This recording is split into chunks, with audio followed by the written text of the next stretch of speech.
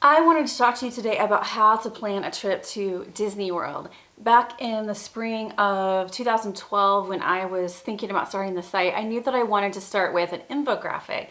And in order to create an infographic about how to plan a trip, I had to think of a process that could be a good concise overview that would fit on an infographic. And so I sat down to figure out all the mistakes I had made and what I would have liked to make it less overwhelming to plan. And that's where I came up with the 6-step planning process that has been the foundation of the site ever since. Here's how it works.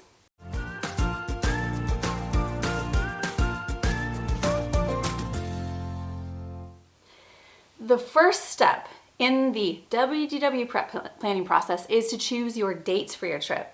And this might be easy for some people because if you have school schedules, work conferences that are already booked, then your dates have kind of been chosen for you. But if you have flexibility, then it's a little bit trickier. And that's why we spend weeks and weeks, usually every December, compiling information about run Disney trips, cheerleading competitions, school calendars, that sort of thing, to put together a Disney World crowd calendar.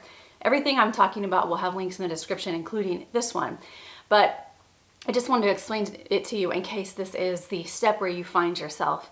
And so based on all that data that we've gathered, we figure out when we think it's going to be busy, moderately busy, not busy at Disney World, and that will help people who want lower crowd times.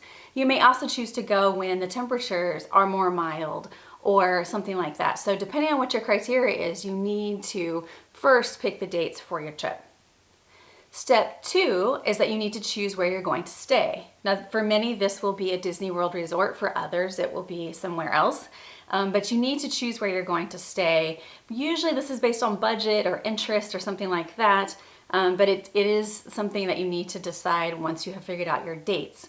And based on choosing your dates and your resort, you could, if you want to, book your trip at this point. However, you might want to wait until you have a couple more things figured out. And that brings us to step 3.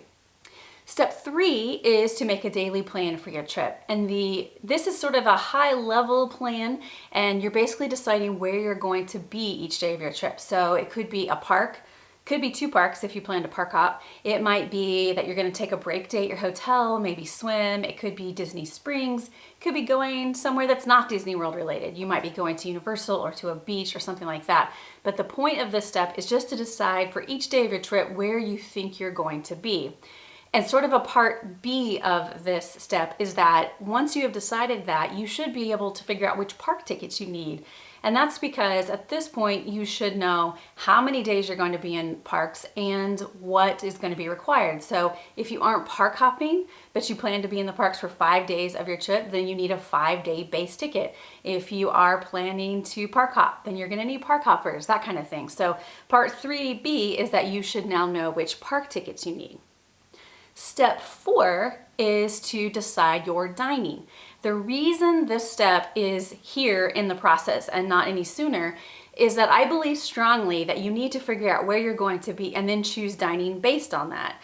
So for instance, if you have Magic Kingdom on your plan for a day of your trip, it makes sense to choose dining that's either at Magic Kingdom or convenient to Magic Kingdom. It doesn't make sense, and this is a mistake I made on my first trip. I would read reviews of really fantastic meals and I would book those reservations without a lot of thought about how I was getting there or how close it was to where I was staying. And it made for very cranky kids who were on the buses a lot, getting to and from restaurants.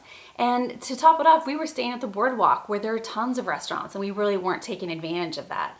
So step 4 is to choose your dining based on where you're going to be so that you can reduce or minimize your time spent on transportation. And it is also at this step that you should now know if the Disney dining plan is something you're going to want to take advantage of, that is if you're staying on site. Some people, when they make their dining choices, figure out that the dining plan makes a lot of sense for them. So at this step, you should have a good idea if it makes sense for you.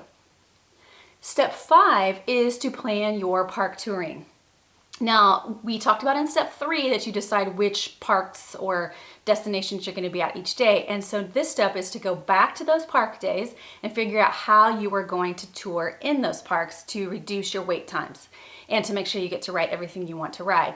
My general touring philosophy has evolved over the span of the site, and that's because I wanted to create something that gave people some structure to reduce lines, but also allowed flexibility, because I don't like trips where kids feel like they have to run from point A to point B. And so this strategy or this philosophy in my mind does that. And it basically is this: you would arrive at the parks early before they open, around 45 minutes beforehand if you can. And then as soon as the parks open, you start to tour, and you should generally be able to fit in 2 or 3 rides per hour, depending on the park and depending on the rides. And you do them in a certain order to take advantage of the patterns of crowds and sort of avoiding those or beating those. And I like to group touring plans by hour. So the first hour, do these 2 or 3 things. The second hour, these things. The third hour, these things. And that's because if they're grouped by hour, then you kind of generally know what you can accomplish in a time frame, but you don't feel like you're running from point A to point B based on a schedule. Because what if you want to re-ride something that doesn't have a wait? What if you spot a character that you want to stop and interact with? What if you need to go to the bathroom? All of these things are much easier when you have a more a touring plan that's grouped by hour. You don't feel so stressed out that you're not hitting your mark.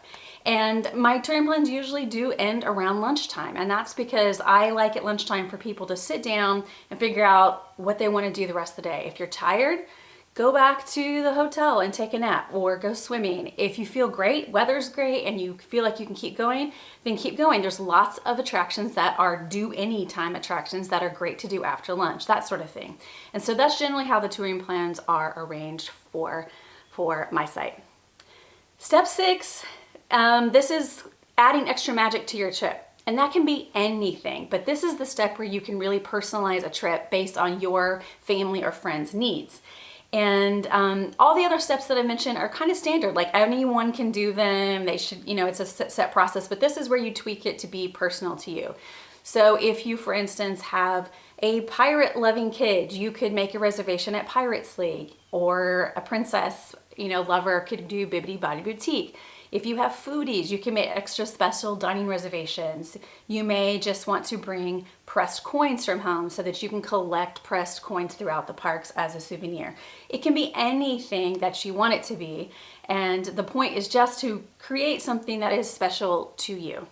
So that summarizes the whole 6-step planning process. I hope it is helpful to get you started. As I said earlier, the links to everything will be in the description.